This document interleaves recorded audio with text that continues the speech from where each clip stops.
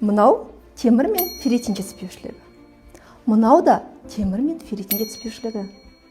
Мынау темір мен ферритин жетіспеушілігі.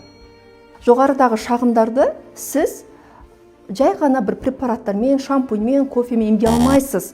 Мәселен, шаш түскен кезде самый күшті брендовый шампунь алсаңыз да, ол сіздің шаш түсуін тоқтатпайды. Себебі анемия кезде фолликул әлсіз болады, шаш түсе беретін болады. Екінші, ұйқыңыз келе беріп, энергияңыз жоқ болса да, кофе іше салу ол уақытша эффект береді. Толыққанды сізге энергия бермейді. Ал энергия беретін бізде организмде сізде темір тапшылық болмау керек, анемия болмау керек, белок жоғары болу керек.